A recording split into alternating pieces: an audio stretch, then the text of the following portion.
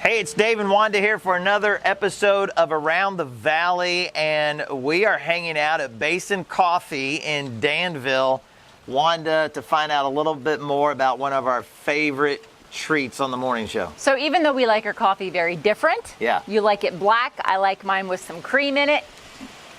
I am not going to say anything about that my coffee, because we actually have Bason Coffee at the We station. do, that's what we have every morning. My coffee honors Brad Bason and his crew more than yours does. As does mine, but mine just honors the agricultural industry Is that what as well. I don't think Brad and his crew raise milk cows or anything, right? Well, we love coffee, Yes. period. So we are excited to learn all about how they do this. So we're going to go inside and meet Brad. Yeah, we're going to see if we can find him. All right, let's do it.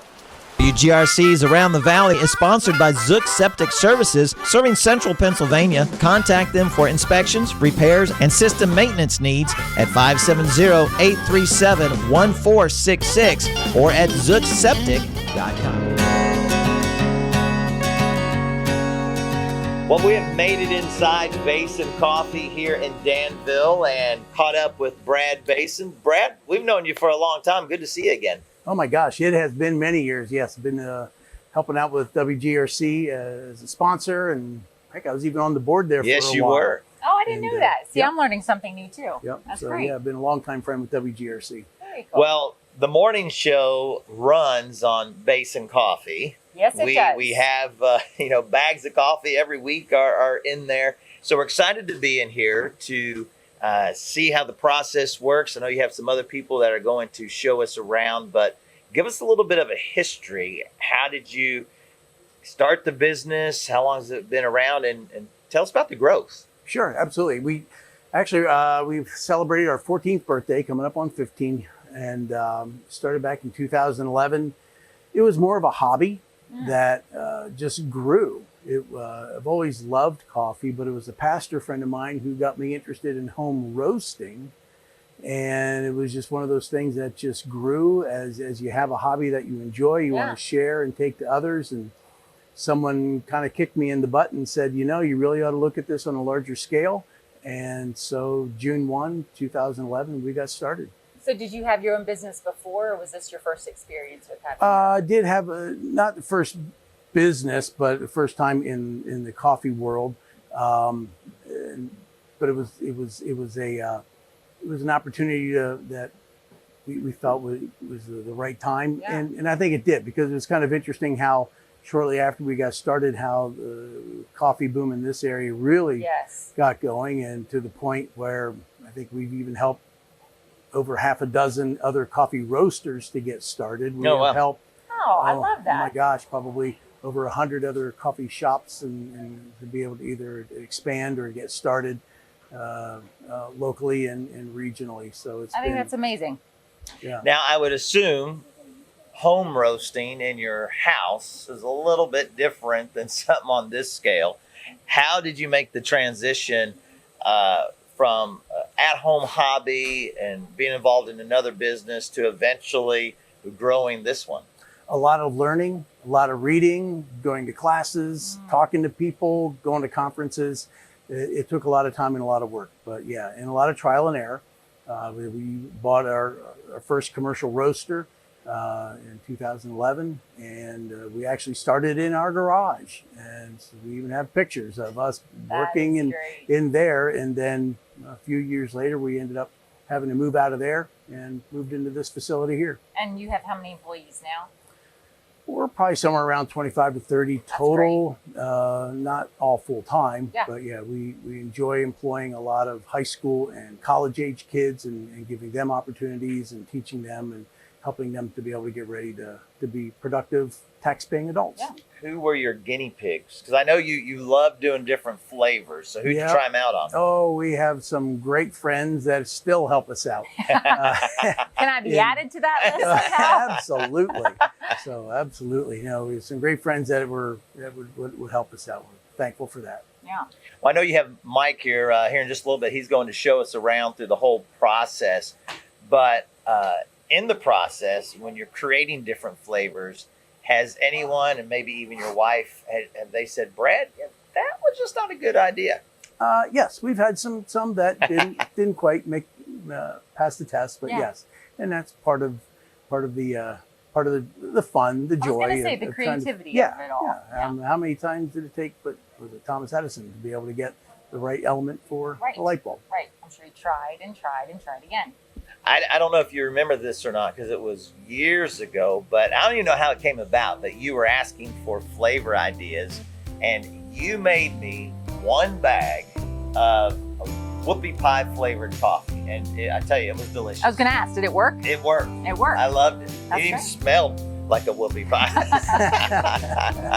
So I don't remember how you mixed it, but I remember you saying, yeah, I think I can do that. And it worked. Yeah. You did I it. had my own special bag. That's great. I love that. So as you look at the coffee, you have all these bags of coffee. They're about 150 pounds, 130 pounds a piece. And you look at this. This is from Colombia. Okay. The last person, and this is probably one of the things that I enjoy a lot about this industry. And it's kind of weird, I know. But the last person to touch this inside this bag was in Colombia. Oh, wow. No, that's not weird at all. I think that's The neat. last person to touch this was in Nicaragua. Right. The last person to touch that was in Indonesia. Yeah. That's a really cool thought. It's just, as you open it up, how it gets transported Yeah. all over the world. Yeah. Now, what is, because as you pointed out, you have coffee beans from a variety of different countries. What's the different, how is each country different? Is there something that you get from Nicaragua that you don't get from a country in Africa? How's that work? It's the flavors that you're going to get because of the soil, because of the bean, because of the sun, the water. It all it makes a different tastes and flavors of coffee. Probably the easiest way for me to help folks here locally to understand the differences in coffee and coffee flavors is think of apples. Ah, yeah. Okay. You think of a Red Delicious does not taste like a Macintosh. Right. Right. But the people who do not understand apples, they go, it's still an apple. What's the big deal? There is a difference in taste, And yes. there's a big difference.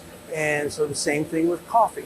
So the type of bean, there's hundreds of varieties out there. But it all makes a big difference in how coffee is going to taste. From there, it goes into the roaster. But just to kind of give you, why don't you bring the camera over here. Oh. When we look at raw coffee, the term that we use in the industry is green. Yeah. So we're going to buy a bag of green coffee, meaning raw coffee. So as you can see, it's green. This happens to be from Colombia. Okay. So as you look at the coffee, you look at how it normally is inside the Okay, fits together. that it'll be together. The flat sides are together. But Is the it one hard? thing, yep, don't chew it; it will break your teeth. Oh yeah. But the one it is thing really that hard. you will also find in coffee, there is a. It's not necessarily a defect. It's just the way it grows.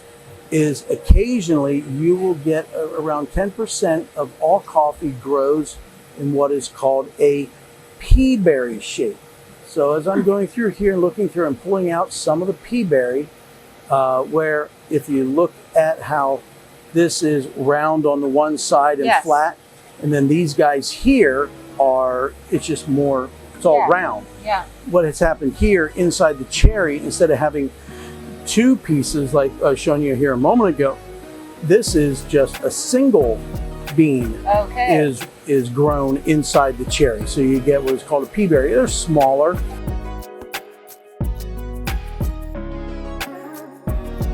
As Mike starts showing you a little more of how the roasting process works, he'll be able to show you we have moisture meters that we check to verify the moisture of the coffee when it comes Okay. in and keep it at that moisture level. We know that you got to head out, but thank you for allowing us to overtake your shop for the day. Absolutely. And sharing with us the history and how all the coffee gets started. And I know turning us over to some good hands to show us the roasting itself. The master roaster himself. This is who I call our chief magician. Chief He's the one that magician, I takes like these it. magical beans and turns them into something That's that great. people truly, truly enjoy. So this is Mike Long. Hey, Mike. Good to meet ya. Good to meet you. And I'll let him take you from here and showing you how this amazing piece of machinery does its thing.